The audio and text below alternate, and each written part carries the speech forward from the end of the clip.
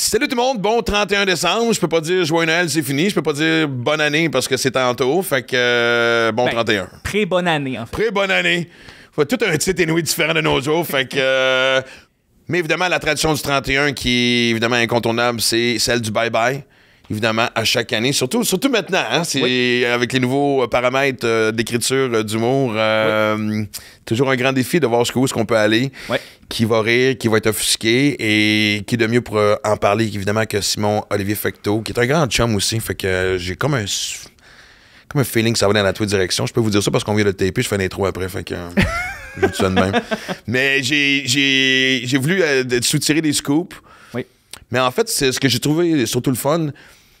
C'est de voir vraiment les derrière de comment c'est quoi créer un bye-bye, puis jusqu'où tu peux aller, comme on l'a dit, dans la réalité d'aujourd'hui. Comment tu peux. Surtout, Simon connaît tout le monde dans le showbiz. Ouais. Fait que, comment tu fais.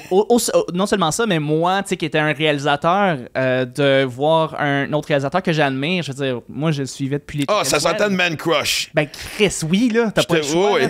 Voyons donc, depuis les premiers sketchs qu'il faisait avec les Chicken Swell, moi, j'écoutais ça sur des cachettes VHS. Fait que, c'est sûr que de le voir là et de réaliser un podcast avec lui, c'est sûr qu'il y a un Man Crush. Là. Fait que là, j'ai essayé de soutirer des scoops, mais je vais pas trop jouer là-dessus. C'est un chum, je sais que c'est tough de le faire. On a parlé du fait que les gens ne savent pas, mais j'ai passé l'audition l'année passée pour jouer dans un des sketchs. Ouais. Que clairement, je n'ai pas eu. Fait qu'il n'y a pas de suspense. Mais on va. C'est quelque chose qu'il fallait que je fasse par téléphone. Ça, l'anecdote était quand même assez drôle. Mais ce que j'aime aussi, c'est la transparence de Simon Olivier. Puis c'est quoi? Chris est un chef d'orchestre d'un plateau de tournage entouré de gens quand même hyper connus. Des fois leur sortir de leur zone de confort, puis pas juste ça, mais tu fais des sketchs sur des gens que tu vas croiser pendant tout, puis plus tard en fait dans la rue, puis il va nous raconter en fait évidemment une anecdote sur comment il a géré écrire un sketch sur Marie-Pierre Morin il y a une couple d'années, puis comment il l'a dit. C'est vraiment une des rares fois qu'il a appelé quelqu'un avant le bye-bye pour dire, regarde, ça va se passer. C'est la seule fois. J'ai trouvé très classe. C'est la seule fois, c'est ça qu'il a dit. Exact. Mais c'est ça. Donc, une autre tradition, le 31, maintenant, on fait plus de résolution. Non. On est d'accord, c'est fini. C'est nous, ça dure 3 semaines. Je pense qu'on a compris qu'on est juste, en général, t'sais. De toute façon, pourquoi le premier, je veux dire. Ça veut rien dire. C'est une date comme une autre. Là. La seule affaire que j'aimerais ça ramener, que je trouve décevant chaque année, c'est que là, je trouve que la période de temps où tu peux dire bonne année à quelqu'un, je pense que déjà le premier en fin d'après-midi, il est trop tard. Oui. Tu sais, dans le temps, c'est quasiment jusqu'en février, tu disais bonne année à quelqu'un que tu croisais pour la première fois. Là, man, la nouvelle année a 5 minutes d'espérance de vie. C'est vraiment ça. C'est TikTok, en fait, qui nous a... Ouais. Mais par contre, je vais peut-être en profiter pour... je pense qu'il y a des cadeaux par rapport. Maintenant, c'est pas des résolutions, c'est plus genre façon de voir ta vie différemment, de penser différemment. C'est ça les vrais cadeaux. Fait que vous partagez quelque chose. Bon, présentement, on est le 5 décembre, moment où on tourne. Et là, je sais que le 31, je suis dans Charlevoix. J'espère qu'il y a de la neige parce que... Non, je vais faire la danse de la neige s'il faut. Là, je veux dire, Colin, c'est un petit peu de collaboration des changements climatiques. OK? Je veux dire, ça dure moins longtemps, c'est correct, mais donne-moi-en quand même un peu. OK? Et moi, je sais pas si c'était comme moi, Chuck, mais moi, j'étais un tripeux de Noël. J'aurais pas donné le 5. Moi, d'ici le 25, ce n'est que fébrilité, magasiner ici. Vraiment, je déteste magasiner le restant de l'année, mais cette année, d'habitude, on se faisait pas de cadeaux, nous autres. Les kids, la famille, des petits cadeaux juste symboliques. Mais là, cette année, j'ai comme envie de... Ben, je suis pas tant Noël. Je suis un peu grincheux, mais ça, on en avait parlé dans une dernière intro, mais je suis un peu grincheux, mais il y a des affaires que j'aime de Noël, comme je disais. Des affaires. Donc, ben, c'est ça. J'écoute le Charlie Brown Christmas. Ça, c'est mon special. J'aime le fait de voir ma famille. C'est le fun de voir sa famille.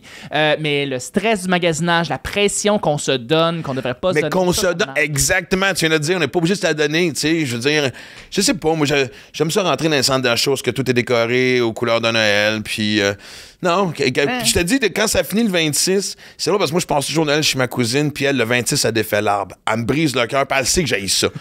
Des fois, certaines années, elle attend que je pars, tu sais, avant parce que, mais moi, puis là, en fait, ce que j'ai fait l'année passée, parce que justement, je fête Noël, puis après ça, je m'en vais dans Charlevoix, puis là, le 26, je vais chez Art, à Malbaie ou à Baie-Saint-Paul, et j'achète les... Chez Art? Ouais, il y a des Art. C'est une chaîne de magasins. H-A-R-T, OK, oui. H-A-R-T, ouais, c'est pas Heart. Non, c'est pas Heart. C'est Art. Et je me rachète des décorations de Noël à chaque année. Fait que moi, je continue en secret de fêter Noël après le 25. Et je suis bien excité, là, c'est le 31. Termine 2022 qui a été une année assez particulière. J'en ai parlé souvent, fait que pas besoin de revenir là-dessus, mais elle se termine super bien. Fait que c'est ça qui compte. Ben oui, tout à fait. Moi, ça m'a beaucoup appris 2022, toi aussi, je pense. Oui, effectivement, ça a été une année de pure marde pour moi. Alors, professionnellement, ça a été la meilleure année que j'ai eue. Personnellement, vraiment pas super. Fait que oui, je regarde pour 2023 puis je visualise les choses que je veux faire pour 2023. Ouais, mais depuis le temps qu'on travaille ensemble, ça fait quand même un petit bout, là. J'ai l'impression que ça finit quand même avec un clin d'œil 2022. Oui, avec un beau clin d'œil, absolument. Je fais pas référence à moi. Non. Je suis pas en train de dire que je suis. Non. Même si tu m'en fais une couple de fois là, quand ça tourne pas, là, mais à part de ça, oui, un des beaux clins d'œil. Ben, quand même, tu sais, je veux dire. Ouais. Mais. Ben c'est ça, je prends des nouvelles de toi, man. Je t'aime, Steve. T'es fin, merci beaucoup. Et t'es aussi le génie derrière le podcast. Fait qu'il faut aussi que je m'assure que tu... Mais c'est fait avec sincérité. C'est fin. Mais évidemment, c'est le temps des résolutions. Ça existe, mais un peu résolution, mais plus les paroles sages, je pense, maintenant. On est plus dans cette optique-là. Puis la visualisation aussi. Des projets, des trucs qu'on veut qui se passent en 2023, 2024, 2025. On visualise ça, mais des résolutions, pas tant. Mais non, puis c'est surtout aussi, il faut vraiment que ça parte d'ici. Je sais, bon, grand cliché, mais dans le sens... Pour vous donner 2 exemples. Ça va être mon cadeau du 2023, de bonne année 2023. Il y a quelques semaines, on avait le podcast de Chantal Lacroix qui a écoute, fait du bien à énormément de gens. C'est normal, c'est Chantal Lacroix, je veux dire. C'est un bombe magique. C'est du Tiger Bomb psychologique sur 2 pattes. C'est une sainte. Et dans l'extrait qu'on a mis, elle parlait de son passé, notre passé en tant que personne, qui on est. Elle disait le passé est soit un lieu de résidence ou une référence. Ça a tellement marqué les gens. Et j'ai exactement de quoi qu'elle parle. Moi, ça m'a fait beaucoup réfléchir. Puis j'ai dit, fuck, je l'ai fait cette année. Et je vais vous donner un exemple. Dans tous les changements, moi, tout a changé. J'ai vendu ma maison dans le Nord que j'ai quand même depuis 21 ans, que j'avais depuis 21 ans, où j'ai vu quand même Livia grandir. William est arrivé aussi, évidemment, à travers ça. Fait que la tête pleine de souvenirs. Et cet été, j'étais là pendant mes vacances. J'étais avec Cora, assis dans les marches en avant, regarder le paysage à campagne. C'est une belle journée d'été où tu te sens juste bien. J'ai pas de up and down, juste vraiment un moment agréable. Puis je pense à l'année qui s'en vient, puis avec toute l'insécurité qui allait, tu sais, je veux dire, avec tous les grands changements, tu sais, je veux dire, j'étais en fin de tournée, là, tu sais, je représente des projets. Tu sais, c'est toujours ça le showbiz, tu sais, c'est toujours... Et je me souviens, tu sais, c'est une maison que j'ai achetée en 2001, que j'ai payé 120 000. Tu sais, on s'entend, ça me coûtait 800$ par mois. Puis je me souviens, j'étais assis dans les escaliers, puis je me disais, ben écoute, puis là, c'était vraiment l'insécurité qui parlait. Je me disais, ben dans le pire des cas, anyway, je louerais mon condo en ville. Tu sais, je me faisais plein de scénarios très à la défensive, à m'attendre au pire dans plein de situations. Puis je me dis, dans le pire des cas, ben j'aurais toujours cette maison-là qui me coûte pas cher puis qui est presque payée, tu sais. Et ça a été un moment, ben, je peux pas dire révélation, mais il y a eu une pause dans ma tête où j'ai vraiment fait non. Je vais vendre ma maison. Elle m'a donné 20 ans de vie extraordinaire. Elle aurait pu écrire le livre à ma place. Je pense qu'il est temps, dans cette année de grands changements, que je tourne la page. Et pas juste ça, c'est que non, je ne veux pas focusser sur rester dans la maison qui me coûte pas cher et presque payé. Non, je vais me botter le cul pour trouver les projets nécessaires, faire en sorte que les choses aillent bien pour que ce soit mon condo dans le Vieux-Montréal que j'occupe à temps plein, qui me coûte un petit peu plus cher, comme tu peux. Exactement. Mais ça a été ma façon de me botter le cul. Puis des fois, on a besoin de faire ça avec soi-même. Je me suis pogné en train de penser négativement, à me drainer vers le bas, à m'attendre au pire. Non, je vais créer le meilleur à la place. T'sais. Chose que je suis en train de faire d'ailleurs avec toi aussi. Ouais, tout à fait. Et j'en profite aussi pour voici un autre affaire que je veux partager. Parce que cette même fin de semaine-là, j'avais 2 shows. C'est 2 shows qui ont été difficiles. C'était des bars spectacles. Il y avait beaucoup d'alcool. Les gens parlaient. Des bons shows, des bons rires, mais beaucoup de travail. Et je suis revenu le samedi soir, puis je regarde mes messages, puis sur Facebook, j'ai un message d'un gars, j'ai même pas envie de le nommer, mais message de marde. Et ça dit, parce que c'était suite justement à l'extrait du podcast avec Chantal, puis ça disait bravo Maxime Martin, t'es le 1000e humoriste qui sort un podcast à interviewer des artistes connus dont on connaît les anecdotes par cœur. Chris de beau modèle d'affaires, ça va bien tes affaires. T'es un esti de génie, une affaire de même. Ouais. Ouais, évidemment, je suis toujours tenté de les envoyer chier. Puis j'ai fait non, je le bloque et j'efface le message. Et je reçois une notification quand j'ai des messages sur la chaîne YouTube. Ouais. Et il a repris le même message puis il l'a mis en disant c'est ça quand on t'écrit, tu nous bloques, blablabla. Et là, honnêtement, j'allais me coucher, j'étais fatigué, j'avais eu un show de marde. J'étais en tabarnak. je réussis à finir à m'endormir en lisant des bandes dessinées, puis ça a pris vraiment longtemps. Et là, le lendemain, j'étais comme ça me restait dans la tête, puis je peux pas croire qu'il gagne, il est en train de gâcher ma fin de semaine. Ouais. Puis j'avais un brunch avec les deux kids, avec William puis avec Livia. Et mais beau moment de famille, on allait faire les courses ensemble, on allait au marché Atwater, c'était comme esprit des fêtes, comme je dis, c'était comme wow. Puis en s'assoyant, je partage le commentaire avec Livia, puis je dis Chris, il a réussi à me faire chier. Et Livia, dans toute sa grande sagesse de fille de 21 ans, a fait c'est parce qu'il est allé te chercher là où est-ce que tu le sais que ça fait mal. Puis j'ai fait oui. Parce que j'avoue que dans cette aventure du podcast, il y a beaucoup de nervosité. Il y en a fucking 2 millions, man. Oui, OK, j'ai une certaine notoriété. J'ai un public qui me suit, mais tu sais, c'est tout le côté que je suis en train de découvrir à travers toi de s'assurer que la chaîne soit optimale, puis que quand on clique, puis réseaux sociaux, puis le marketing, puis moi, je suis un artiste d'attitude, là, je veux dire, et c'est pour ça qu'heureusement, j'ai vous autres pour m'aider, mais tout ça, anyway, mais il est venu chercher quelque chose que consciemment ou inconsciemment, je croyais, pas syndrome d'imposteur, mais genre, si je sors un podcast quand tout le monde l'a fait, ça va donner quoi? Fait que j'ai pensé à ça parce que toute la fin de semaine, je veux trouver une façon. C'est rare, je réponds à ce monde-là. Puis j'ai une chum, Mel, qui me dit, elle était plus en crise que moi, puis elle fait, j'ai tellement ça quand le monde vient de chier dans ton terrain, sur ton terrain de même. T'sais. Puis j'ai vraiment fait, oui, j'ai vraiment comparé ça à un étron. Je suis pas en train de dire que ce gars-là est un étron, ça serait trop facile de faire ça, mais carrément, Chris, quelqu'un vient chier dans ton terrain comme ses réseaux sociaux, tu le ramasses, tu le jettes, c'est fini. Mais comme un étron, je l'ai laissé se décomposer. Ça a été du compost. Puis c'est quoi? Je suis quasiment obligé de dire merci. Mm-hmm. Parce qu'il m'a poussé à me demander pourquoi je faisais le podcast. Puis c'est vrai qu'au début, c'était genre, rester en vie, tout le monde en a un. On le sait qu'à un moment donné, ça peut devenir une source de revenus, ça peut combler dans mon insécurité, blablabla. Oui. Puis plus on le fait, parce qu'on est quand même rendu avec plusieurs épisodes, même s'ils sont pas tous en ondes, mais ils s'en viennent, ça m'a confirmé que je le faisais pour les astis de bonnes raisons. Je le fais parce que ça me tente. Puis pour la première fois de ma vie, c'est sûr qu'il y a toujours un peu d'ego, mais écoute, qu'il y ait 100 ou 1000 ou 10 000 ou 100 000 personnes qui regardent l'épisode, le plaisir est là. Fait que c'est drôle comment que quelqu'un qui t'empoisonne la vie gratuitement, facilement sur les réseaux sociaux, si tu prends juste du recul, peut aussi t'amener à quelque part, t'sais. Fait que je te dis merci, cher Étron. Là, je l'ai dit parce que la comparaison est là. Absolument. Voici mon conseil aux gens qui... Tu sais, on ne reçoit pas besoin d'être connu pour recevoir des messages de merde sur les réseaux sociaux. Puis quand ça vient te chercher, il y a une raison pour ça. T'sais. Des fois, c'est du n'importe quoi. Je veux dire, des épais, il y en a, puis des fois, c'est juste gratuit, puis méchant, puis c'est correct. Tu l'effaces, tu n'y portes pas attention. Puis c'est là que ça m'a fait réaliser quelque chose de bien important, parce que je me suis dit que même dans les creux de vague, parce que, je le répète, c'est ça le showbiz, tu pognes un creux de vague avant de pogner la prochaine vague puis surfer dessus. Je me suis dit, même dans ces creux-là, ils seront toujours plus hauts que n'importe quel exploit que ces gens-là vont réaliser. Et dites-vous ça. Quelqu'un qui prend la peine de te faire chier, c'est quelque chose qui a envie quelque chose chez toi. Quelque chose que toi, tu réussis, que lui ou elle sont pas capables de faire. Fait que pensez à ça. Fait que j'espère que mes deux exemples que je viens de vous donner avec comment Chantal m'a fait réfléchir, ma décision sur la maison et comment gérer un tas de merde sur mon terrain que j'ai laissé décomposer, puis il y a quelque chose de positif qui a poussé à travers ça. Faites la même chose. Puis honnêtement, c'est drôle, je veux pas finir sur cette note-là, mais tu sais, si t'es un de ces... Je sais pas comment les appeler, ça me tente même pas de les insulter, c'est trop facile. Tu sais, tu peux pas être heureux.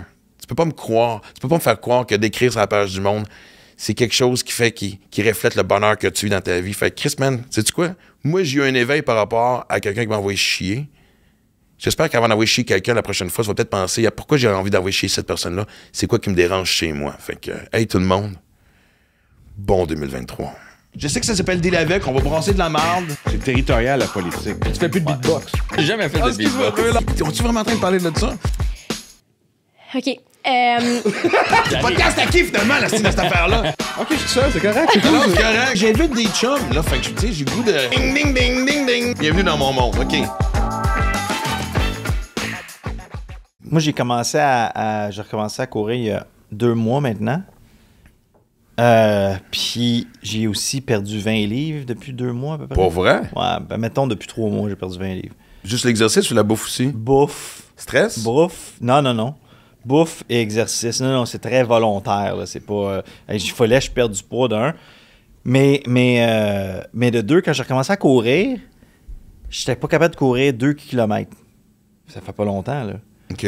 Puis là, j'ai fait mon premier. Là, je vais faire un 10 en fin de semaine. J'ai fait un 9 km il y a 2 semaines ou 3 semaines. Puis là, c'est revenu. Puis le corps a comme réappris. Puis là, chaque livre que je perds, ma vitesse s'améliore de 5 secondes, de 10 secondes. Moi, j'y croyais pas. C'est débile. C'est mathématiquement, là, tu sais. Je sais que je suis plus léger. J'ai fait un meilleur temps. Puis c'est fou, là. On dirait que je pensais pas, puis je suis pas si vieux que ça, mais à 47, je me disais, on dirait que ça reviendra pas. Je suis tellement pas en forme qu'on dirait que ça reviendra pas, puis finalement, tout est en train de revenir. Puis c'est incroyable. On le sait, mais on le sait pas quand on est dedans. On ne sait pas quand tu commences à rentraîner que tu as le goût de mourir de faire un burpee, là, puis d'en faire 3 burpees. Dans un burpee, moi, c'est le seul exercice, à travers tout l'exercice. Parce que moi, je veux dire, en plus de m'entraîner, au point de vue cardio, j'essaie de faire un peu de musculation parce que sinon... Fait que je vois à Orange Theory qu'il y a vraiment... c'est des circuits. C'est pas du CrossFit, c'est vraiment un circuit plein d'affaires différentes. Ouais. C'est une urgence bye-bye? Non, non, c'est... non, mais tu me dis peut-être que j'ai un scoop live. C'est encore plus important, c'est ma blonde.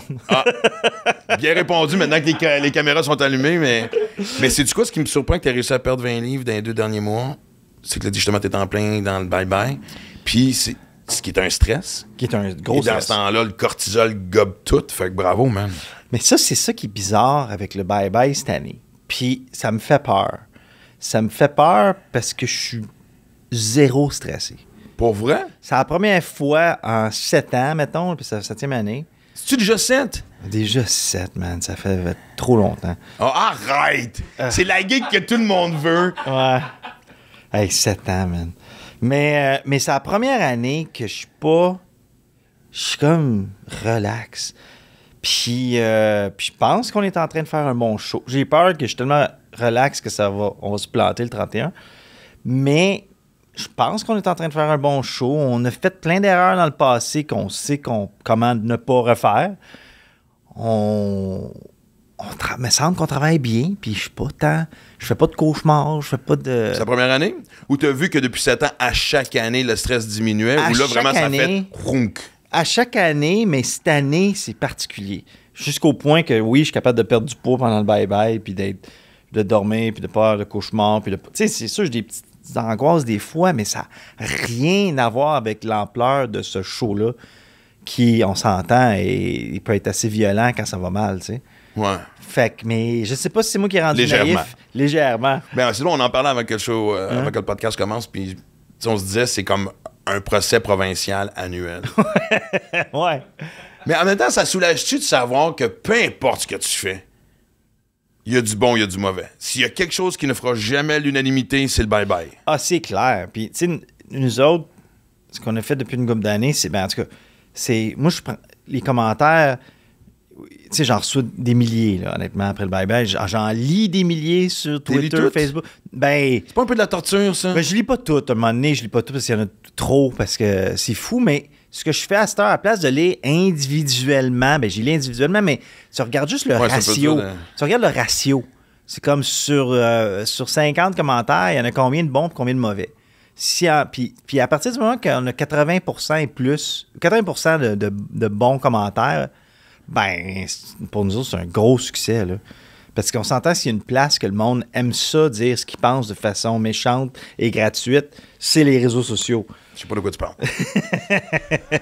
Ce n'est pas juste un monde d'arc-en-ciel et d'amour et de fraternité et kumbaya et Hakuna Matata et toute cette gang-là. Ouais. C'est pour ça que je me dis, pourquoi tu vas là? Parce qu'on se connaît quand même depuis un bout. Ouais. Puis justement, je pense que même, tu sais, t'es bye-bye jusqu'à la dernière seconde. Je pense que l'année passée, t'étais même encore en montage le 31 en après-midi. Des petites crottiches où tu checkais des affaires, même sans que t'avais texté du studio, genre, OK. Je pense que ça se peut... c'est pas le 31, c'était une couple de jours avant. 30, on finit toujours le 30 vers minuit. Les premières années, on finissait le 31 à 6 h le matin. Okay. Puis oui, c'est arrivé que le jour même, il y avait une marde que vite, le son n'est pas sync ou whatever. Ouais. Des affaires techniques, là. Mais... Et dès le lendemain matin, c'est le 1er janvier. Ben, pas le premier. Ben oui, j'imagine le premier, parce que même si c'est en rediffusion le soir. Ouais, comme tu le sais. Tu commences ton année, toi, en lisant des commentaires de bye-bye.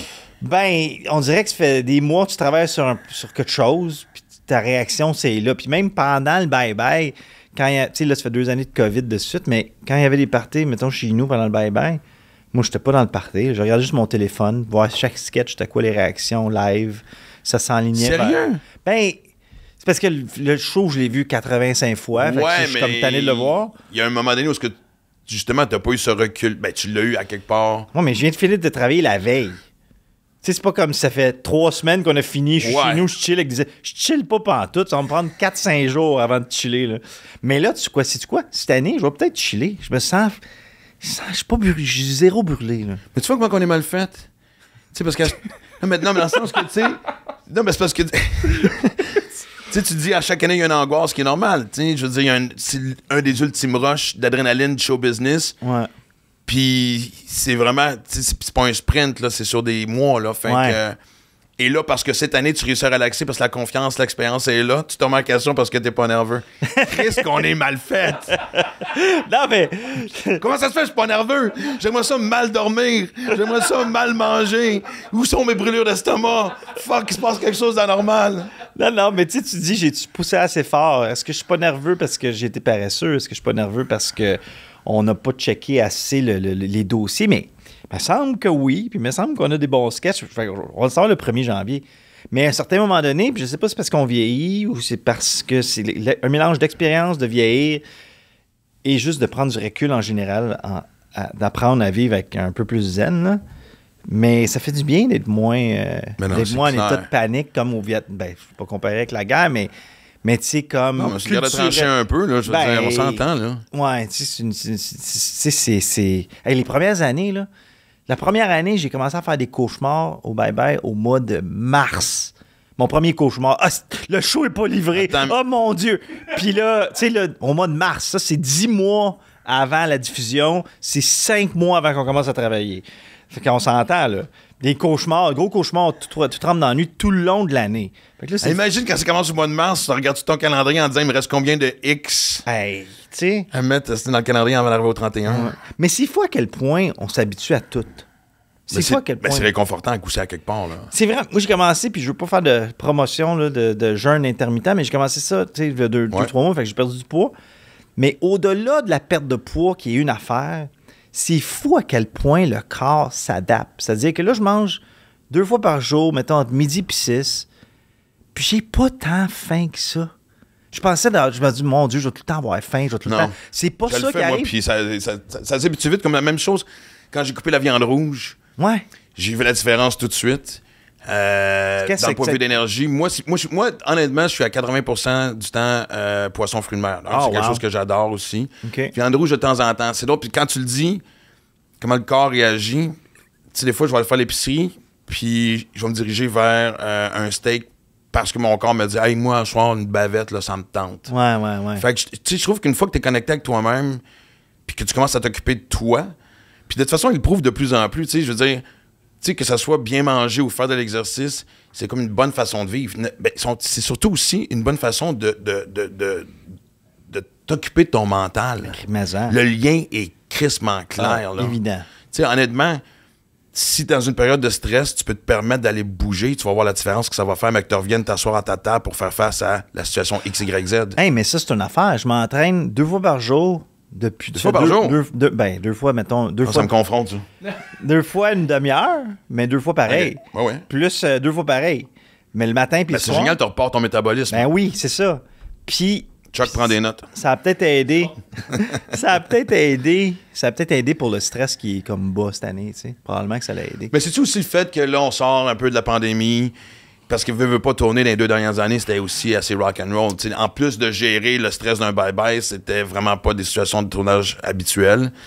Je pense que la pandémie, ça a été tough. Moi, ça a été tough pour moi à un certain niveau aussi. Personnellement, je me suis séparé pendant 1 an. Après ça, je suis retourné à New York. J'ai essayé de reconquérir ma blonde, puis changer ma vie, puis j'ai comme changé plein d'affaires profondes en dedans de moi. Puis j'ai pris du poids mort. Parce que j'étais pas bien, puis parce que ça, puis là, j'étais comme, je suis revenu bien, puis là, je suis prêt à comme... Mais c'est ça, je disais tantôt, c'est fou à quel point que peu importe ce qu'on fait, on s'habitue, puis ça, c'est comme nous autres qui décident de quelle direction on pointe, mettons, la flèche, tu sais. On la pointe-tu faire, hey, je commence à faire le party, puis je fais de la drogue, puis je sors, tu vas t'habituer à ça. Tu vas t'habituer à ça, tu peux t'habituer solide. Ou, je pointe-tu la flèche vers... J'ai même pas rien à ajouter là-dessus. Je sais. Je vais garder juste le silence et faire... Ton sourire dit tout. Ouais, exact. Mais on s'habitue à ça. On s'habitue à peu importe. Hey, non, sais-tu quoi? Je vais me coucher de bonne heure, puis je vais bien manger 2 fois par jour, je vais m'entraîner. Ouais. On s'habitue à ça. Mais moi, je me rends compte avec le temps, je suis devenu un bébite de routine. Mais c'est bon. Oui, mais ça me fait rire. Tu sais, comme ma fin de soirée, je monte sur le toit. Tu montes sur le toit? Oui, mais en fait, j'ai un condo aussi dans la Ville-Montréal. Non, oui, tous les soirs, je monte sur le toit, puis je me dis... Je me dis, bon, là, c'est la fin de la routine. Est-ce que je peux faire face à une autre journée? Où suis-je rendu dans ma vie? Non, mais moi... Est-ce que c'est la fin? Est-ce que c'est fini? Non, c'est parce qu'on a une terrasse sur le toit du condo avec une vue sur le centre-ville de Montréal. C'est hallucinant, tu sais. Fait que moi, c'est toujours une dernière marche d'Aura pour ses besoins. Après ça, je monte sur le toit. J'analyse ma journée. Je prends le temps de tu sais, c'est un vieux classique. Tu sais, j'amène un caillou dans mes mains, puis tu penses...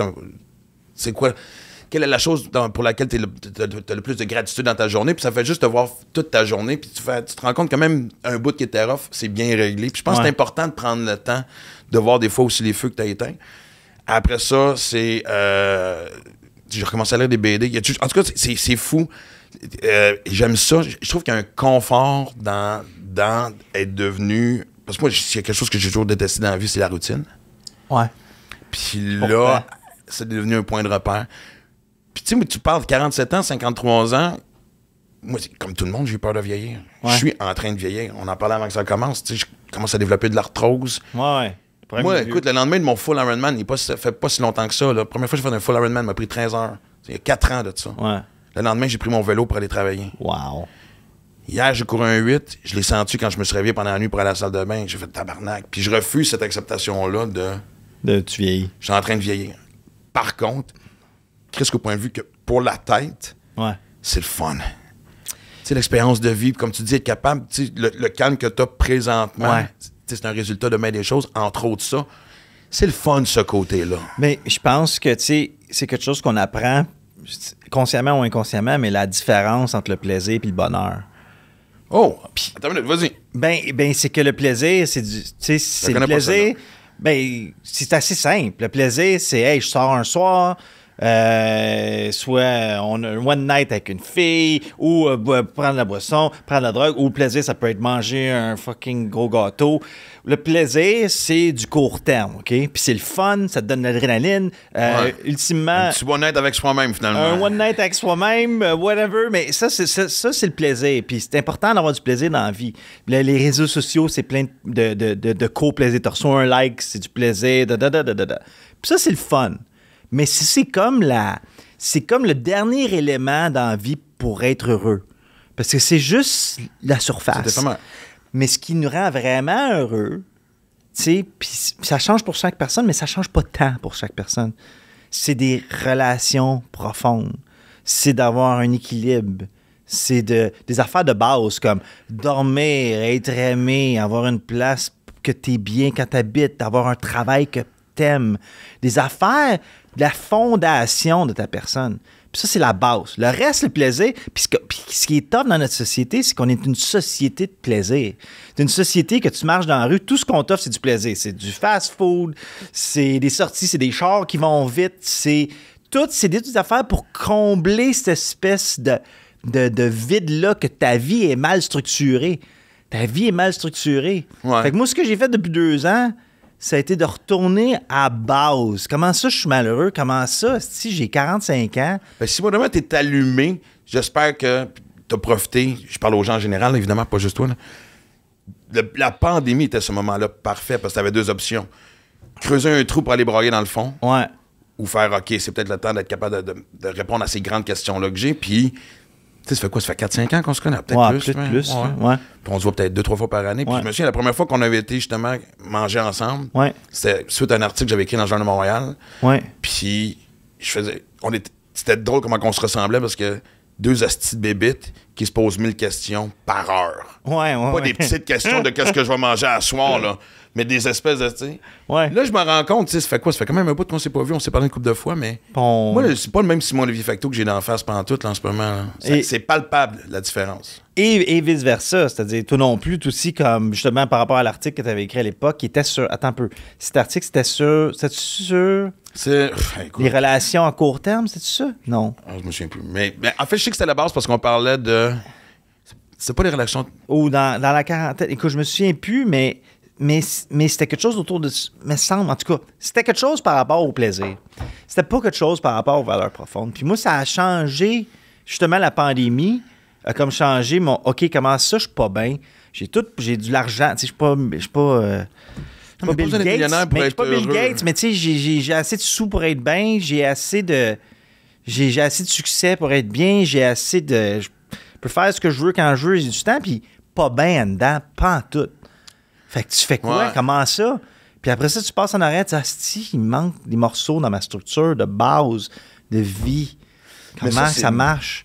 C'est une des grandes frustrations, parce que tout ce que tu as nommé, parce que moi, quand je me suis sorti de la période noire, puis que justement, j'ai commencé à regoûter, tu sais, retrouver une stabilité financière, tu sais, mon entourage s'est nettoyé par soi-même. Ouais. Tu sais, moi, ça me fait... Tu sais, souvent, les gens me disent comment tu fais pour débarrasser de ceux qui étaient de mauvaises influences? Ouais. Ça se fait tout seul. J'ai jamais eu à casser avec un pusher, tu sais. Écoute, c'est pas toi, c'est moi.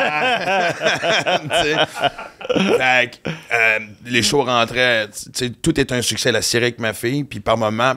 Tu sais, ça se peut que ça aille mal une journée, mais tu sais, quand tu tombes sur des semaines où ce que Chris, c'est lourd ici, puis c'est chiant parce que tu sais, tu peux pas faire, moi, la tasser, je vais la déposer dans un coin, elle est là, elle est attachée au reste du corps, tu sais, puis tu fais comme tabarouette, comment ça fait que je suis pas capable de trouver solution à l'intérieur? Mais c'est comme on disait tantôt, tu sais, peu importe où ce que tu en ligne, ta flèche, tout va s'ajuster par rapport à ça. Puis des fois, quand on est dans un extrêmement fatigué, extrêmement stressé, extrêmement malheureux, extrêmement quoi, on pense pas que l'inverse est possible. Moi, je pensais pas il y a 3 mois que je pouvais revenir en forme. Puis là, je m'en viens en manchant. Ouais. Ça commence à... Là, je vais dire, c'est quoi, mon prochaine étape? Je vais avoir des abs. Fuck, je vais avoir des abs. Tu vas avoir des abs? Ouais. Ouais? Ouais. Ça fait un bout de temps que je travaille là-dessus. Oui, mais parce que tu travailles pas... Là-dessus, tu travailles sur performer dans ton sport, qui est génial. Mais ça devrait aller avec, tu comprends? Oui et non. Tu sais, je suis sur un programme alimentaire... Je me dépense en masse. Oui, mais si tu faisais juste pour focusser sur tes abs, ça viendrait plus vite que juste focusser sur la course. C'est pas la même affaire, c'est 2 affaires. Je le sais. C'est 2 affaires différentes. Ouais. Cela dit, t'es plus en forme qu'un gars qui a des abs. T'as une vraie forme physique. Je vais m'accrocher à ça.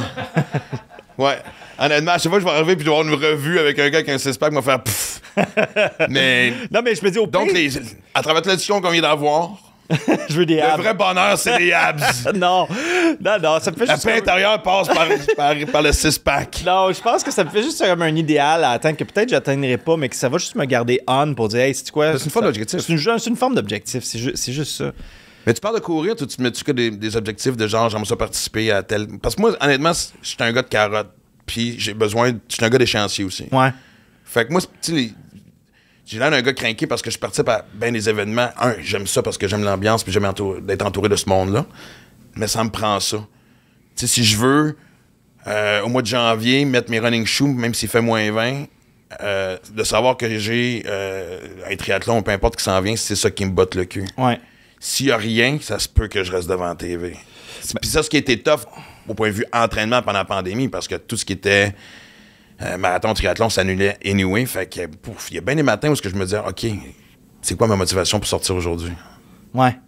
Moi, j'ai trouvé ça tough. Je pense que moi, le fait que le bye, ça fait 2 années de fil que je fais Justin Trudeau dans le bye-bye. Puis l'année passée, mon Justin Trudeau avait un surfboard dans les mains qui cachait sa bédaine, OK? Fait que juste ça bien clair. Fait que si jamais si jamais je le refaisais, puis je sais pas si je vais le faire cette année, mais je me dis, c'est quoi pour le bye-bye? Essayons donc, si je fais un Justin Trudeau, que ce soit pas le Justin Trudeau en bédaine cette année? Non, pas en bédaine, mais au minimum, pas rien pour cacher sa bédaine. Okay. Au minimum. Mais cela dit, le bye-bye, c'est un objectif, mais c'était superficiel un peu aussi, parce que dans le fond, ça fait 2 ans que je veux me remettre en forme, puis il y a plein d'affaires qui m'en empêchaient. Ben moi, principalement, mais tu sais, ma vie, c'était compliqué à ce moment-là. Puis là, je disais, hey, c'est quoi? Je me j'utilise ce moment-là, mais je veux continuer après. C'est pour ça les abs. Je disais, OK, je ne vais pas après le bye-bye recommencer à manger comme un débile. Là. On va essayer de se rendre jusqu'aux abs, même si ça sera peut-être peu probable. On va avoir des photos du développement des abs? Story de abs. Ab Story. Ouais, Ab Story, exact. Il n'y a pas assez de ça sur TikTok ou Instagram des gens en partant. Besoin de plus. Mais non, je pense que c'est pas une affaire de photo. Mais non, je te comprends, mais je ris un peu.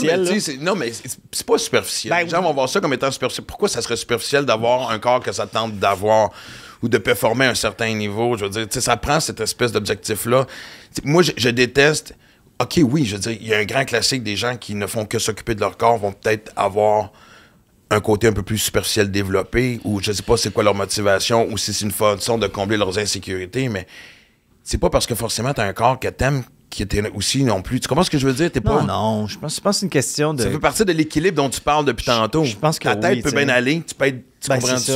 Mais non, si ça devenait obsessif, puis ça, parce qu'il n'est pas le cas du tout, là. J'essaie juste d'être en forme. Vraiment, mon but, c'est juste d'être en forme. Je pense que les abs, c'est comme un vœu non accompli de ma vie, où j'en avais qu'en début vingtaine, mettons, mais c'est parti vite. Fait que c'était comme... Je pensais que la coke allait me donner des abs, mais non, je me disais... Pourtant? Hey! Toi, les estis de coquets sont gros de même. Moi, j'ai pris du poids pendant la coke. Fait que, regarde, c'est n'importe quoi. As-tu entendu parler du nouveau film qui s'appelle Cocaine Bear? Je pensais que c'était un gag. Il y a un film qui s'appelle Cocaine Bear. Ça a l'air que c'est basé même sur une histoire vraie. C'est basé sur un fait vécu. C'est un ours qui a mangé, genre, je sais pas, 1 livre de coke ou je sais pas combien. Tabarnak. Peut-être pas 1 livre, là, mais gars, énorme. 1 livre de coke, même pour un ours, je m'excuse. OK, ben pas 1 livre, mettons, mais beaucoup, OK? Beaucoup, pas 1 livre. Visiblement, je suis pas un... J'essaie d'imaginer moi-même 1 livre, là, man. Moi, non, mais mettons... C'est combien de petits sachets? C'est combien, ça, mettons? Un verre, mettons. Ben écoute, j'essaie d'avoir un... c'est une coupe d'once. Ben écoute, je sais pas, mais il en a mangé une grosse quantité, OK?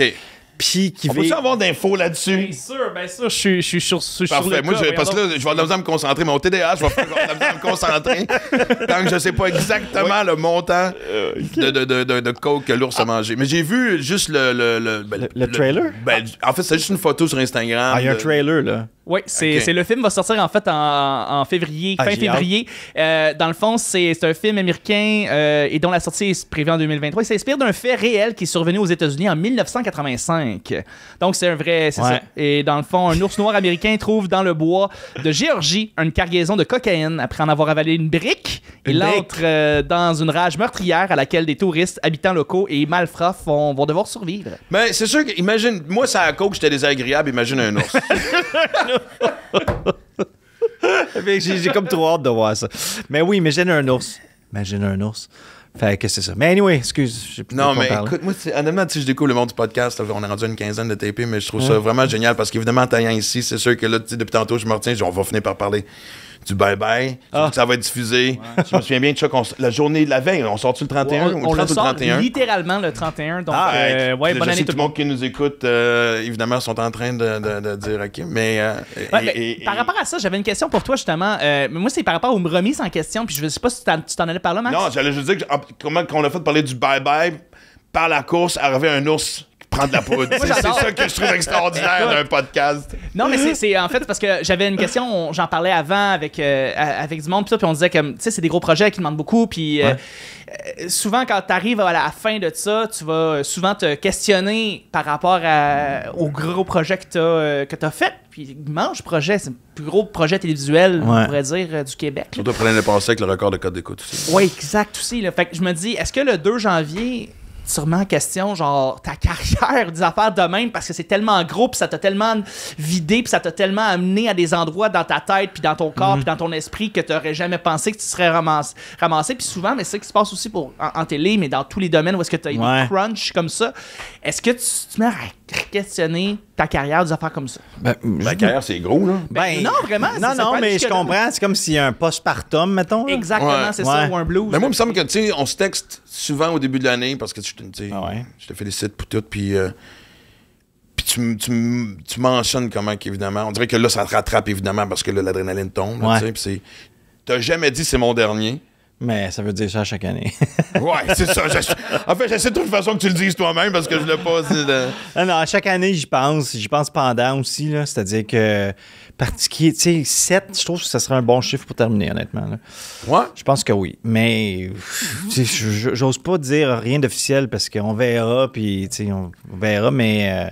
Mais tu sais, c'est drôle parce que je me dis, c'est comme quand je regarde sais, quand je parle aux anciens Canadiens, puis que ça gagnait genre 4 Coupes Stanley d'affilée, puis je parlais de la motivation à chaque année, tu sais, c'est quelque chose qu'on ne voit plus pour plein de raisons, mais elle restait là. Il y avait cette fierté-là de crisser une volée aux Bruins de Boston, puis de type blablabla. Même chose pour cette bye-bye. Je veux dire, oui, la même motivation, mais elle se transforme forcément. Elle se transforme, puis bizarrement, ça n'a jamais été mon but de faire des bye-bye. Quand j'étais petit, je me suis pas dit... Tu t'es enfargé dans le bye-bye? Je me suis comme enfargé dans le bye-bye. C'est une belle jambette, ça! Non, mais je me suis... Oh, merde! Je viens d'atterrir dans le bye-bye. Non, mais pas que écoute, je l'apprécie, puis je trouve ça extraordinaire, puis je me force vraiment, puis tu sais, là, j'ai appris énormément, puis tout ça, mais c'était pas un rêve d'enfance ou d'adolescence ou même d'adulte, là. Ça donne que, je pense que c'est quand RBO sont revenus en 2006-2007 à faire des bye-bye, et ils m'ont approché, moi, puis je pense Stéphane Lapointe à l'époque, pour qu'on réalise leur bye-bye. J'ai comme eu l'expérience là. Puis là, quand... C'est-tu le bye-bye au complet ou une partie du bye-bye? Ben, on était 2 réals parce que c'est trop pour un réal, parce qu'il y a trop d'affaires à faire. Puis, mais sauf que j'avais pas rien à dire sur le contenu. C'était Rocky Belles Oreilles, puis c'était bien correct. C'est un peu sous-estiné. Puis non, c'est ça. Avec RBO. Puis moi, des légendes. Ben quoi, en même temps, non, mais là, on déconne, mais tu sais, je pense qu'il n'y a aucun niveau où tu n'aimes pas avoir du feedback puis qu'on questionne tes idées. Non, c'est sûr, mais tu sais, j'avais 30 ans, là, c'était pas le... Ouais, tu lèves la main quasiment avant de poser une question. Là, moi, je faisais juste essayer de pas fucker le sketch, là. Mais c'était juste ça, ma job, là. Fuck pas le sketch. Ouais. Mais là, quand Louis a fini en 2015... il a comme approché Guillaume L'Espérance pour passer la POC, puis Guillaume m'a appelé. Guillaume, qui est producteur du Bye-Bye, mais producteur de Tout le monde en parle, puis de plein d'affaires. Guillaume m'a appelé, puis me dit « Hey, on m'offre le Bye-Bye de le produire, mais je le fais pas si t'es pas là. » Fait que là, je dis « Aïe, il faut que j'y pense, là. » Puis moi, je venais juste de finir ces gars-là avec Sugar Sammy. Puis là, c'est comme « Aïe, le Bye-Bye, je veux vraiment faire le Bye-Bye. » Puis mais ce qui était le fun, c'est que... C'est une autre question, c'est de l'insécurité ou c'était... Non, c'est que c'est lourd, puis aussi, c'est que je suis capable de porter cette charge-là, parce que là, c'était pas juste comme réalisateur, là, c'était comme le contenu, chef de contenu de cette affaire-là. Puis c'est ça qui est le nerf de la guerre, là, c'est-à-dire, c'est les textes, puis c'est de quoi on parle, de comment on en parle, de qui on est. Tu sais, c'est tout ça au complet, tu sais. Oui, puis c'est du tough aussi, quand tu le fais pour la première fois... d'être capable de dire à du monde que tu connais, parce que tu sais, on est quand même une petite communauté. La plupart des gens qui ont écrit ces bye-bye, tu les connais personnellement. Puis de dire non. Tu sais, moi, quand j'écris un nouveau show, souvent je fais affaire avec les mêmes personnes, dont Julien Tapp. Julien Tapp est une de mes grandes références. Super auteur. Puis on a cette relation-là de oui, non. Oui, c'est drôle. Correct. Non. Puis jamais ce que je fais. Tu sais, il y a cette remise en question-là de quoi dans le processus créatif, tout ne peut pas être bon. Mais la première fois que tu es en charge de le dire à quelqu'un que tu connais. Ben, mais c'est ça. Puis aussi, c'est un gros show. Louis venait de faire comme 6 ans de fil. Puis ça me tentait pas de refaire ce qu'il avait fait eux autres, mais ça reste le bye-bye. Là, c'est qu'est-ce que tu fais, comment... Tu sais, il faut t'arriver là avec plein d'assurance. T'avais plus de gants blancs à l'époque dans ta relation avec des auteurs qu'aujourd'hui? Pas de temps. Non, pas de temps. Tu sais, non, je faisais plus d'erreurs, par exemple. Je faisais plus d'erreurs qu'aujourd'hui. J'ai plus d'assurance aujourd'hui parce que là, je sais de quoi je parle. Ben là, oui. Plus, parce qu'on apprend chaque année des affaires, mais j'ai comme... La base est là. Moi, c'est à base, le moment après 7 ans, t'as de l'expérience. Mais non, c'est juste que c'est comme, il fallait tout mettre mon petit change pour dire, OK, je suis en charge de ce monstre-là, puis on verra ce qui va arriver, tu sais. Fait que c'était comme une grosse décision à prendre pareil. Là. C'est comme, il y a eu le bye-bye. Puis là, je pensais juste à Louis et Véro qui s'excusaient en conférence de presse en 2008, là, en 2009. Puis je me disais, ça peut aller là quand ça va mal, tu sais, d'être excusé à l'aéroport quand tu reviens de vacances. Mais... Ben, écoute, ça peut être un but aussi, hein, tu fais. Ça peut être mon un bye-bye but ne sera pas réussi si j'ai pas le scandale qui fait que mes vacances sont interrompues. C'est une forme de succès aussi. C'est-tu dans ta bucket list? On se le demande. Les excuses publiques, non. Mais non. Puis d'ailleurs, je regrette... Tu regrettes quoi? Ben, il y a eu, mettons, comme l'affaire de Michel-Olivier Girard, qu'on avait de lui, le porte-parole de AEW, puis ça avait fait jaser. Puis j'ai comme, me suis semi-excusé publiquement, puis j'ai tout le temps regretté. Je pense que je ne m'excuserais pas aujourd'hui. Pas que je ne m'excuserais pas à Michel-Olivier. Je trouve la blague, elle allait trop loin. Elle était malhabile, la blague, tu sais. Mais je trouve s'excuser publiquement, là, ça prend vraiment une grosse affaire pour que tu t'alles là, parce que bizarrement, le monde attend que tu t'excuses, mais une fois que tu t'excuses, ils te respectent plus. C'est vraiment bizarre, les excuses publiques. Mais en même temps, tu l'as bien rendu. Après ça, le bye-bye suivant, où est-ce que tu l'as invité? Fait quand même, ça y a eu une bonne réparation qui s'est faite. Ah, mais ça, je l'aurais fait anyway. Ça, je trouve, c'est la meilleure façon de faire un stunt. On avait fait un stunt au gala des Gémeaux. Ouais. On avait fait un stunt. Après ça, il était revenu sur le bye-bye. Ouais. Ça, A1. Moi, c'est le message Facebook de « Hey, je m'excuse, ou la vidéo dans ton char. Je m'excuse, j'ai fait ça. » Vidéo dans le char, c'est jamais bon. C'est pas sincère. Ça a l'air de quelque chose que tu fais en allant au dépanneur. Là. C'est pas bon. C'est pas bon, les vidéos dans le char. Mais ce que je veux dire, c'est que quand tu fais ces vidéos-là, ces excuses-là, tu sais, il y a une raison pourquoi les politiciens veulent pas s'excuser. C'est que c'est un espèce de double tranchant. Tu t'excuses pour faire plaisir au monde, puis tu montres tes erreurs. Puis d'un autre côté, ben c'est comme si tu ouvres la porte à que le monde te respecte pas. C'est vraiment weird. C'est vraiment weird. À 100%. Et c'est un débat tout le temps, tu sais. Ouais. C'est la même affaire aussi où, tu sais, des fois, tu réponds... Quand tu reçois des commentaires de merde, tu sais, combien de fois que tu as juste envie d'envoyer chier la personne, surtout que tu sais que le monde va... Moi, des fois, je le fais, là. Ouais. Mais il y a des choses à apprendre de ça. J'en ai parlé dans l'intro avant le show. Moi, j'ai reçu un message de marde récemment à propos justement de partir sur un nouveau podcast. Ouais. Ça m'a hyper confronté. Pourquoi des messages de marde? En fait, ça disait... un message qui disait bravo le grand, t'es le millième humoriste qui sort un podcast à inviter du monde dont on connaît les anecdotes par cœur. Quel beau plan d'affaires, t'es un esti de génie. Mon Dieu. Et je l'avais bloqué sur Facebook. Et il m'a écrit carrément sur la page YouTube. Puis là, je revenais d'un show de marde en plus. C'était minuit le soir. Puis là, j'ai fait... Écoute, j'ai plusieurs fois, comme, qu'est-ce que je réponds. Puis là, à un moment donné, j'ai fait... Le lendemain, c'est drôle parce que je brunchais avec ma fille. Et là, si on se répète dans l'intro, je suis désolé, mais bon. Mais, tu sais, je brunchais avec ma fille, avec les deux kids, mais je parlais de ça avec Livia, que j'avais reçu ce message-là, puis elle me disait, ça vient te chercher.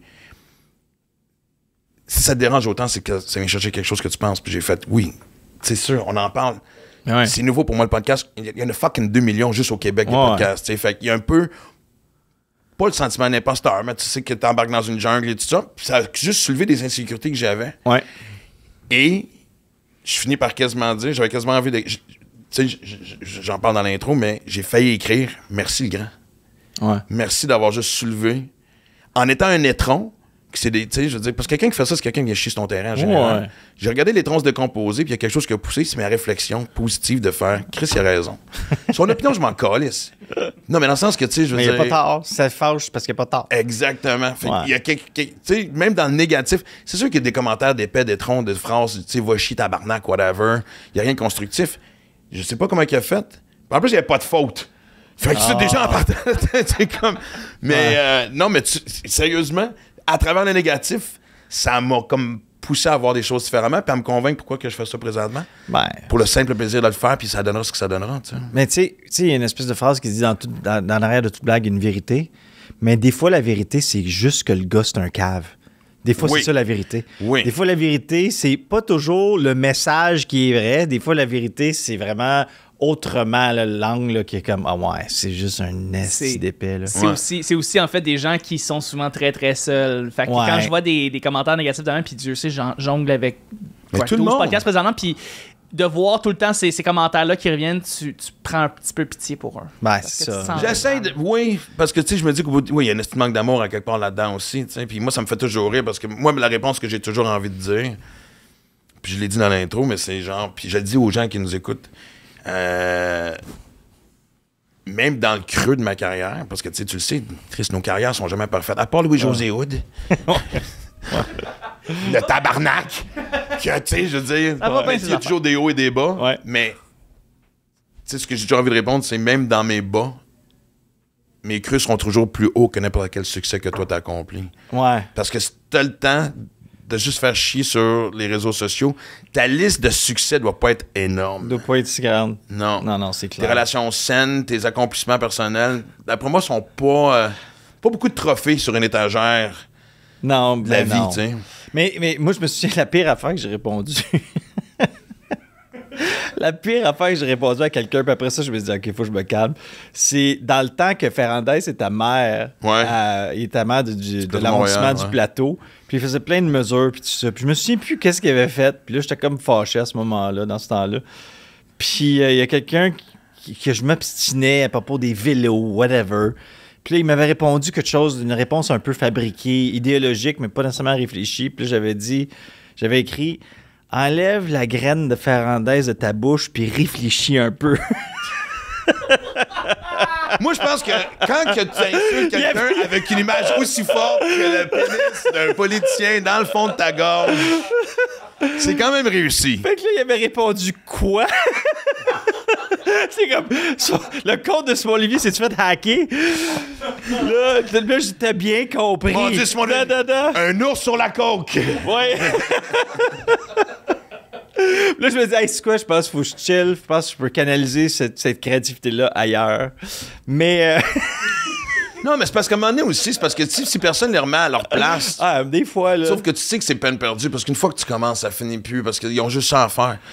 Ils ont juste cette haine-là à vouloir arroser. Puis surtout qu'ils s'attendent pas à ce que tu leur répondes. Parce qu'ils voient justement qu'il y a des centaines, des milliers de commentaires. Non. Fait que là, que tu les demandes, là, tu les saisisses. Oui. Là, wow, ils sont tous surpris qu'ils ne le voient pas le venir. Là, fait que... Comme l'autre fois, j'ai répondu, il y a quelqu'un qui était arrogant, tu sais. Puis moi, l'arrogance, ça me gosse. Des fois, c'est bien écrit, puis c'est la façon subtile, mais c'est arrogant à mort. C'est pour te faire chier.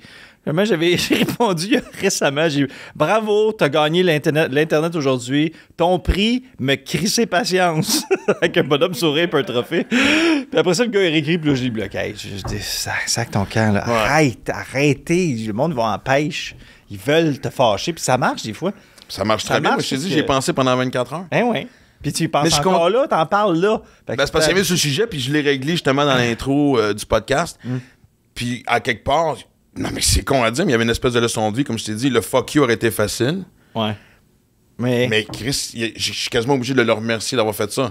Je suis pas en train de t'encourager à me réécrire. J'ai bien reçu que tu disparaisses de ma vie, là, mais je veux dire, en général. Puis. Mais, regarde, en tout cas, c'est essoufflant, mais. Là, tu sais, il faut qu'on revienne sur le sujet principal. Là. C'est quoi? Le bye-bye. Ah, mon Dieu! Non, parce que je sais que... Non, mais c'est l'avantage quand tu fais un podcast avec quelqu'un que tu connais bien, c'est comme appeler en plein de directions. Ouais. Parce que d'un, il est arrivé deux choses que je veux souligner.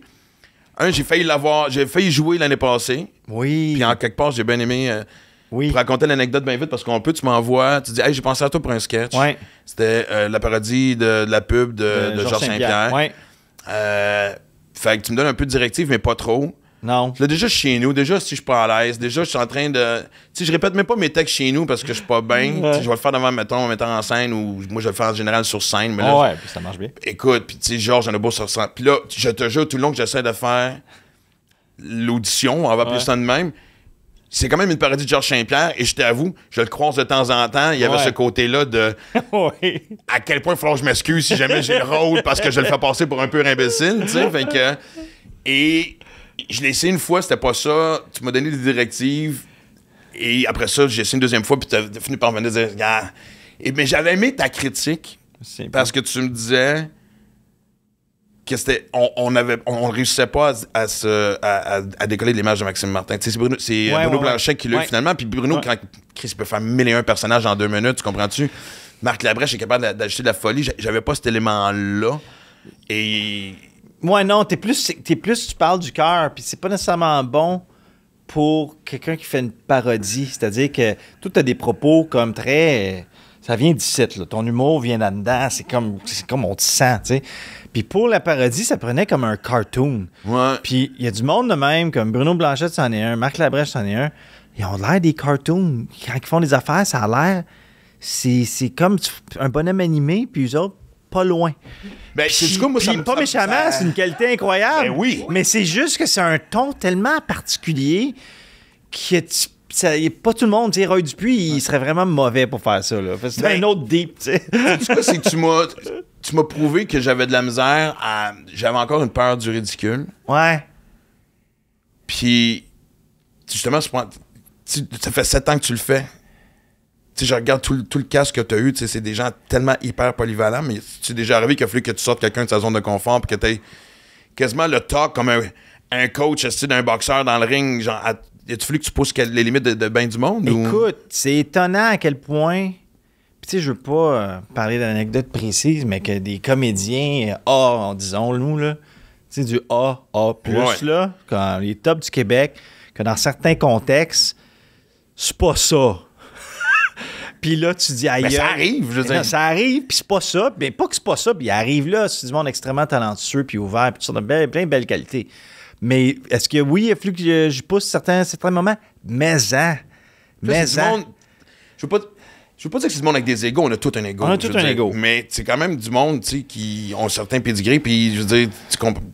Mais c'est-tu quoi? C'est-tu tough dans ce temps-là? Surtout tes premiers. La première fois là, que t'es en charge de dire à quelqu'un, c'est pas ça. Quelqu'un que tu respectes, quelqu'un que t'aimes, puis quelqu'un qui a surtout un asti gros CV. Mais c'est-tu quoi? Moi, quand j'ai commencé à faire la réalisation, puis réalisateur, c'est metteur en scène, puis c'est que je réalise un peu par défaut, je réalise un peu parce que j'ai des idées, puis c'est comme je me suis jamais considéré un réalisateur, même si c'est ça qui a payé ma maison. Ouais. Tu sais. Mais la façon que j'approche ça, c'est à partir du moment que je regarde du monde travailler, puis que moi, ma job, c'est de m'assurer qu'ils font bien les affaires, je me dis pas, aïe, je travaille avec Claude Legault, je me dis parler comme c'est Claude Legault. Non. Moi, je regarde ça comme je suis en train de construire une maison, puis j'ai un 2x4, puis il faut qu'il fitte là. Ben, moi, le couper là. Je commencerai pas à demander au 2x4, hey, comment tu te sens si on te coupe là? Je peux pas faire ça. Même si tu as un petit bon 2x4 qui coûte cher, à un moment donné, il faut juste que tu fasses t'as la vue d'ensemble, tu construis ta maison.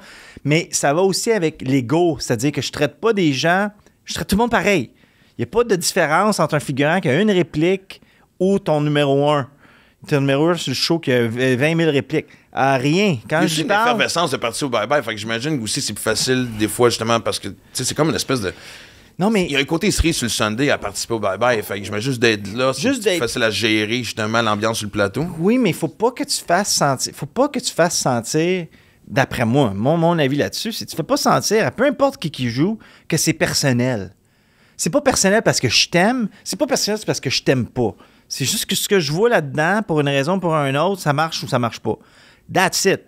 Fait que quand tu parles pas avec hey, excuse-moi, Claude, hey, je veux pas. Hey, t'es super, là. Mais là, il va sentir. Ils sont tous habitués au plateau de tournage, parce que justement, des fois, t'es à côté, là. Non, mais il va sentir que t'es insécure, que tu dis quelque chose. Hey, fais juste dire hey, Claude, peux-tu te tasser d'un pied, s'il vous plaît, la caméra? Ouais, ça, c'était moins drôle, ce bout-là. Y a-tu moyen quelque chose à faire? Peu importe à qui tu parles, tu fais juste le dire directement, puis tu le fais pas pour dominer, puis tu le fais pas pour pas dominer, tu le fais juste parce que tu diriges ce qui se passe. Puis sais-tu quoi? Les bons comédiens, la plupart des comédiens, en fait, sont bien contents d'avoir des directions parce qu'ils sont pris en charge. Ben, c'est ça. La seule affaire qui s'achète pas, c'est que faut qu'ils te fassent confiance.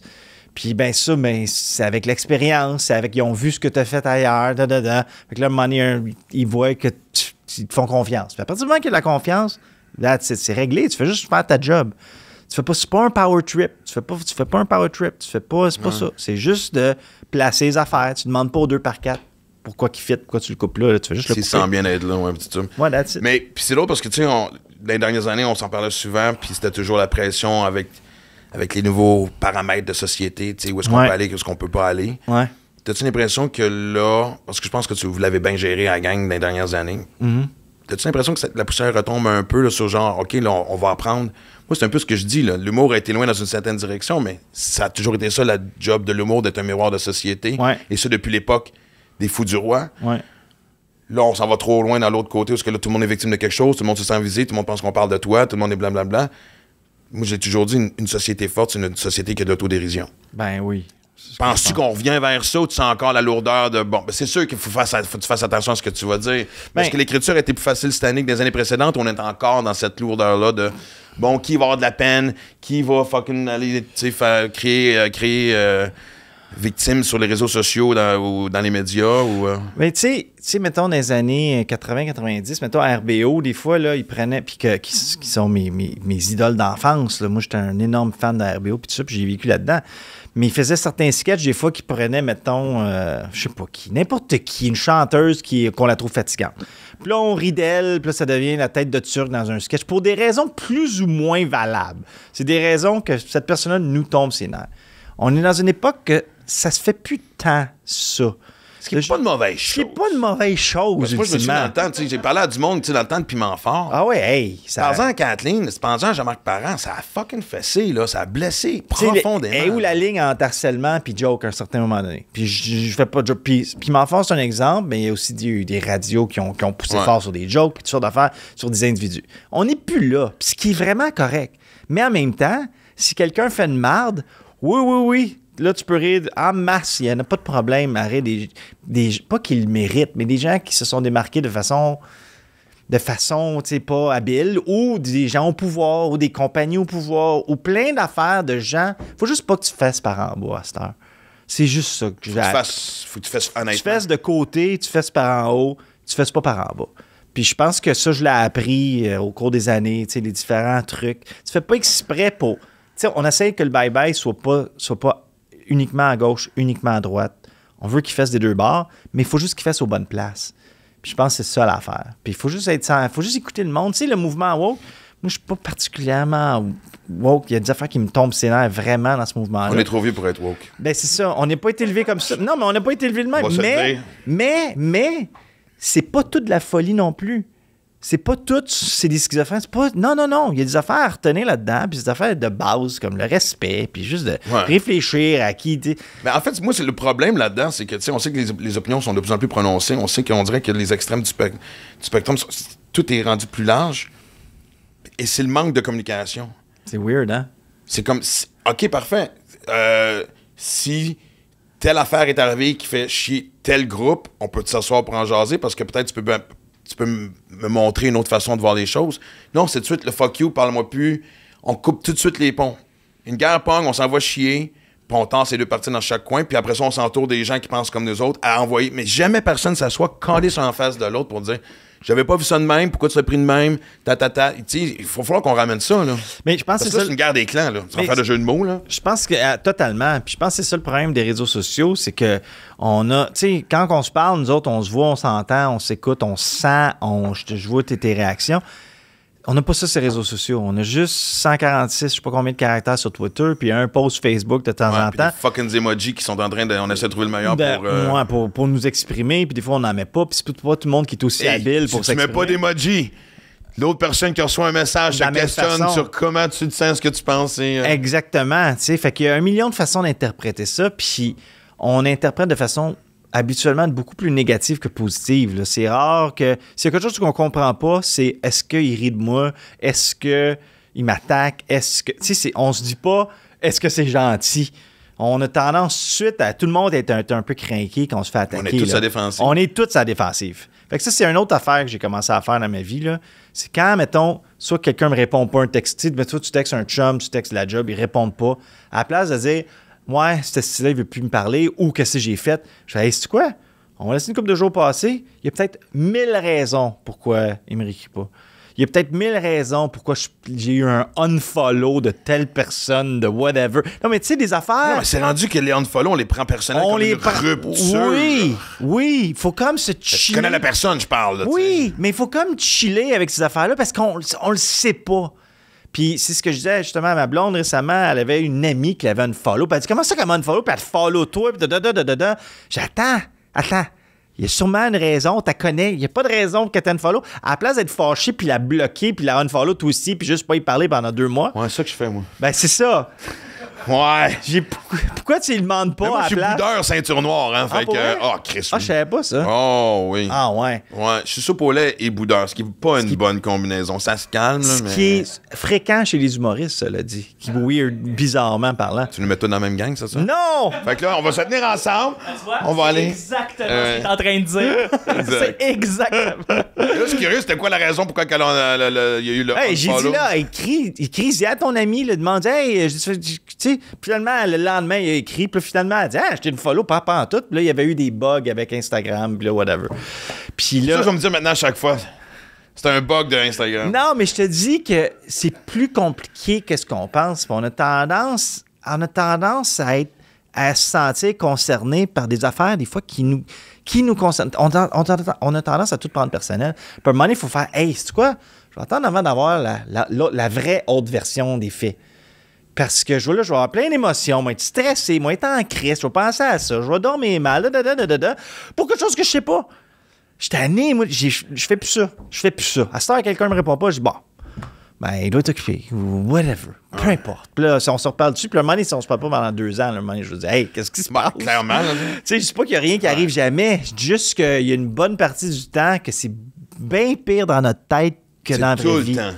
Ouais. Pire dans notre tête. Ouais. Non, puis les autres, tu me parles de message texte, puis je vais m'en servir comme lien pour revenir sur le sujet principal. Moi, je parle pas d'ici sans avoir une coupe de scoop. On appelle ça un segue en passant dans le langage du podcasting. Il est un peu crowbar.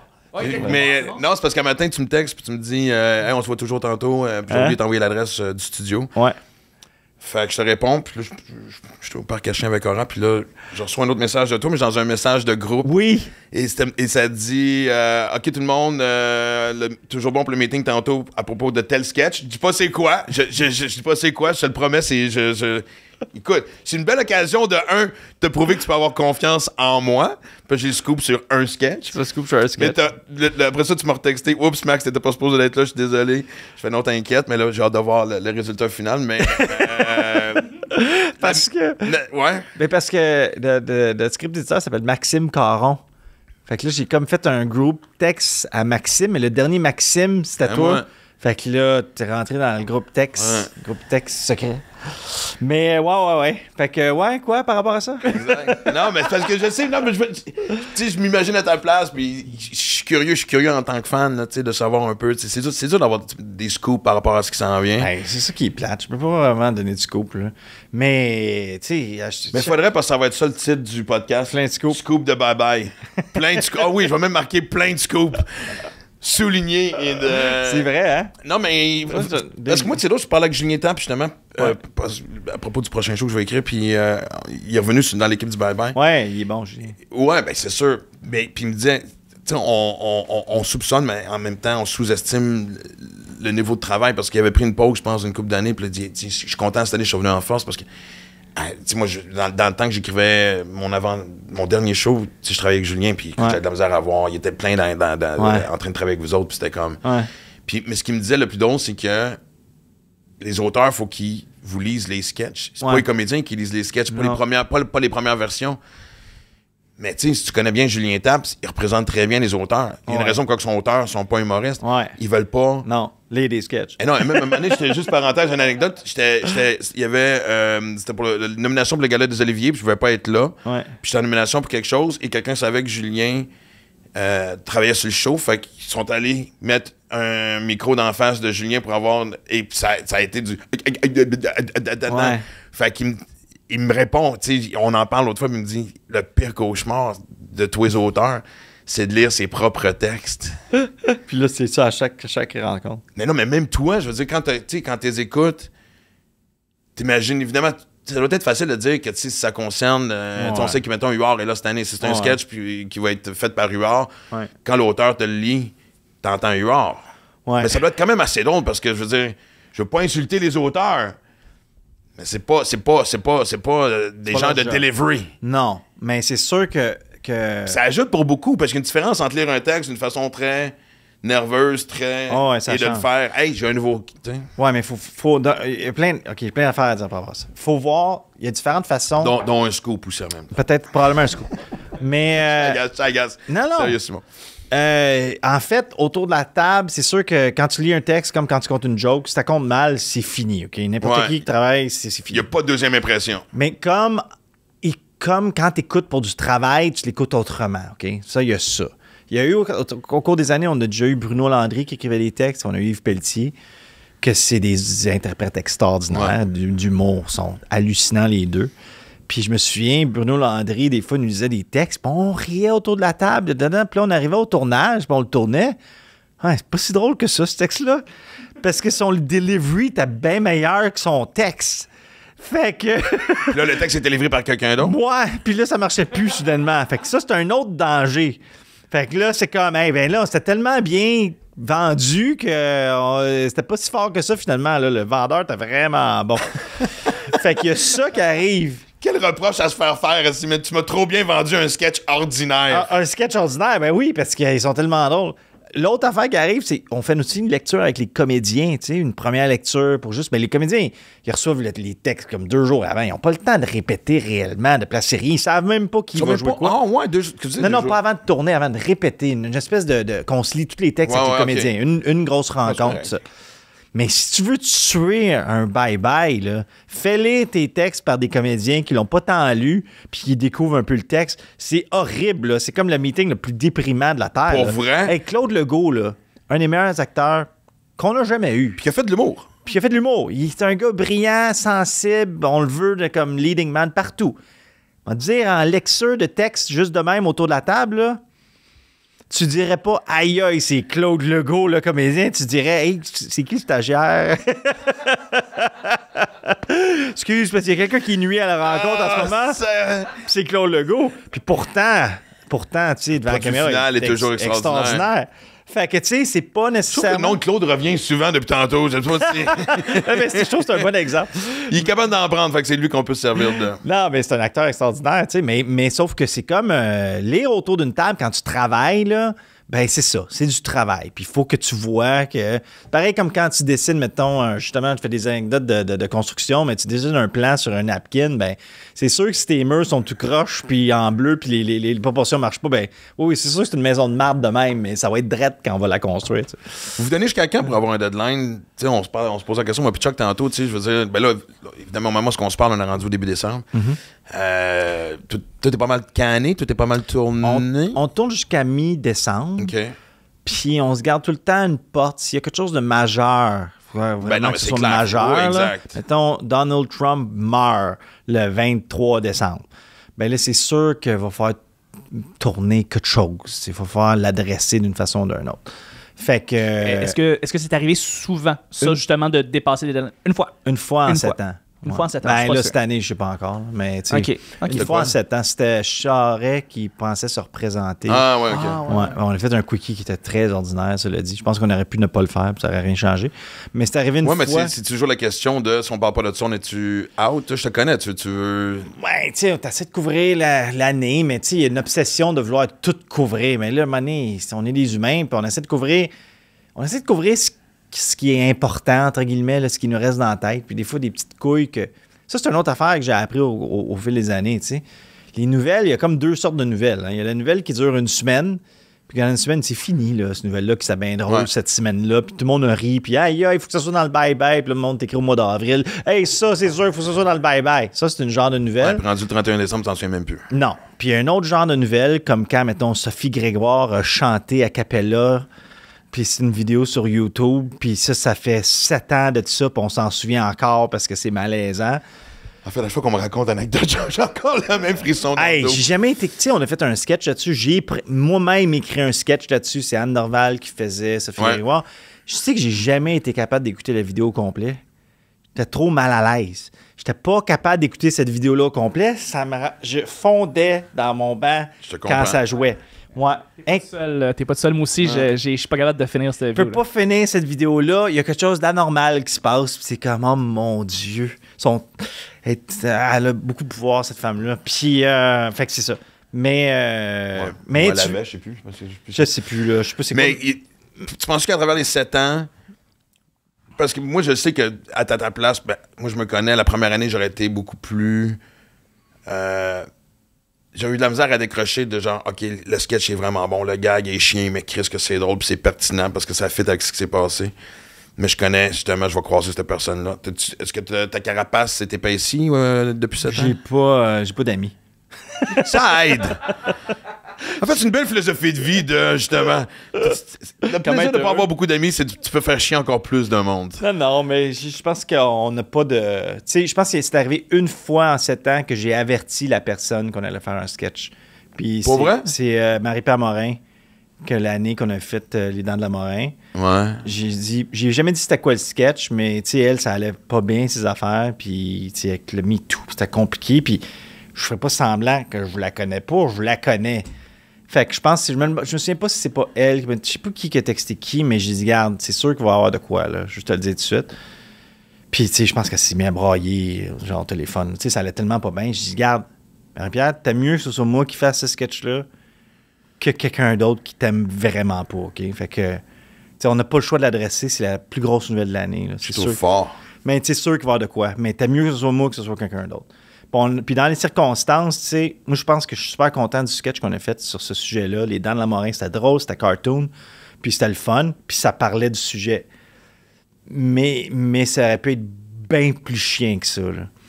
Puis je suis content. T'as mis break? J'ai mis break, mais il y avait 2 affaires. Un, tu sais, je savais... À ce moment-là, c'était un sujet extrêmement délicat à aborder tout court. Ouais. Mais tu sais, il y a quelque chose aussi sur fesser sur quelqu'un qui est déjà à terre. Tu sais, je veux dire, il y a des affaires, comme tu dis, que tu peux pas ignorer non plus, mais à un moment donné, il y a cette limite-là que tu dépasses où... Tu sais, quand tu vois quelqu'un qui est à terre à semi-conscient, le dernier coup de poing n'est pas nécessaire, tu sais. Je sais, mais quand ta job, c'est de faire une revue de l'année, puis le plus gros événement de l'année, c'est ça. Oui, mais avec... T'as pas le choix. Mais tu savais était où la limite? Ben, je savais était où la limite, j'espérais. Juste faire, mettons, je la connais pas, juste faire un sketch là-dessus, tout court, c'est compliqué. Parce que ça concerne d'agression, puis à ce moment-là, le mouvement MeToo est relativement encore nouveau, ou disons, tout le monde est comme... Dans son pic, là. Ouais, tout le monde aussi est en questionnement face à comment qu'on approche ça. Le mot victime avait une signification extrêmement forte que tu pouvais même pas dire le mot. Tu sais, c'était comme compliqué.